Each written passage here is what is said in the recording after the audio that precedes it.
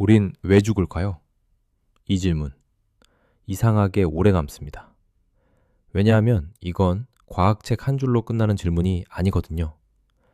사실 사람은 죽음을 싫어합니다. 무섭고 억울하고 가능하면 최대한 미루고 싶어 하죠. 그런데 또 한편으로는 이런 생각도 듭니다. 만약 정말로 안 죽을 수 있다면 우리는 그걸 아무 망설임 없이 받아들일까요? 글쎄요. 말은 당연히 네 라고 할 것 같죠? 근데 막상 영원히 끝나지 않는 삶을 상상하면 그건 축복이라기보다 조금 다른 감정으로 다가옵니다. 왜냐하면 죽음은 단순히 삶의 종료가 아니라 우리가 시간을 느끼게 만드는 조건이기도 하니까요. 오늘은 이 질문을 해보겠습니다. 우린 왜 죽을까?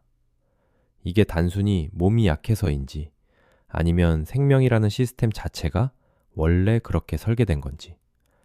결론부터 아주 차갑게 말하면 우리는 어느 날 갑자기 죽는 게 아니라 아주 오랫동안 천천히 무너지고 있다가 마지막 순간을 맞이합니다.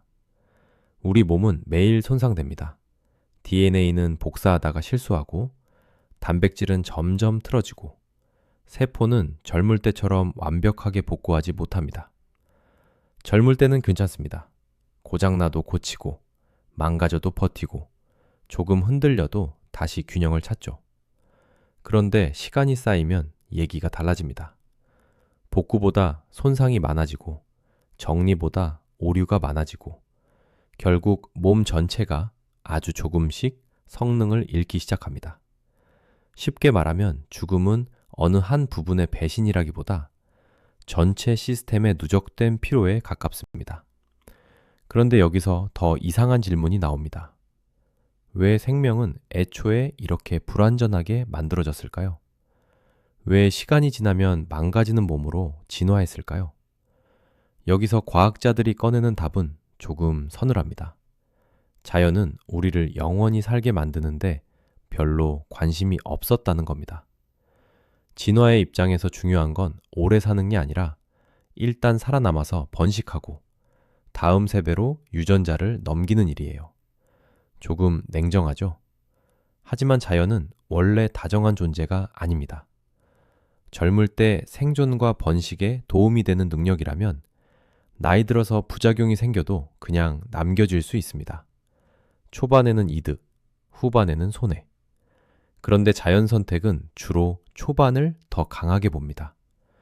그러니까 어떤 기능은 젊을 때는 우리를 살리고 늙어서는 우리를 갉아먹을 수도 있다는 거죠. 예를 들면 우리 몸은 손상된 세포가 함부로 증식하지 못하게 막는 장치를 갖고 있습니다. 이건 정말 중요합니다. 안 그러면 암이 너무 쉽게 생기니까요. 그런데 문제는 그 장치가 시간이 지나면서 너무 많은 세포를 멈춰 세우고 그 멈춘 세포들이 몸속에 쌓이기 시작하면 오히려 염증을 만들고 조직 기능을 떨어뜨립니다. 젊을 때는 우리를 보호하던 시스템이 늙어서는 우리를 무겁게 만드는 겁니다. 이 대목이 참 묘합니다. 우리를 살리기 위해 있는 장치가 결국은 우리를 늙게 만들기도 한다는 거예요. 그러니까 죽음은 생명이 실패해서 생기는 일만은 아닙니다. 어쩌면 생명이 살아남기 위해 선택한 방식의 부작용에 더 가까울지도 모릅니다. 그렇다면 이런 반론도 가능하겠죠. 아니, 그래도 기술이 발전하면 결국 안 죽을 수도 있는 거 아니야? 완전히 허황된 얘기만은 아닙니다. 실제로 어떤 생물은 거의 늙지 않는 것처럼 보이기도 하고 과학자들은 노화를 늦추는 방법을 계속 연구하고 있습니다. 하지만 여기서 우리가 착각하면 안 되는 게 있습니다. 수명을 늘리는 것과 죽음을 없애는 건 완전히 다른 문제라는 겁니다. 조금 더 천천히 늙을 수는 있을지 몰라도 손상, 돌연변이, 질병, 사고, 그리고 몸 전체 시스템의 붕괴 가능성까지 전부 0으로 만드는 건 거의 다른 차원의 이야기예요. 게다가 정말로 죽지 않는 인간이 가능해진다고 해도 그건 과학 문제만으로 끝나지 않습니다. 기억은 어떻게 될까요? 관계는요? 사회는요? 권력은요? 세대 교체가 멈춘 세계는 과연 건강할까요?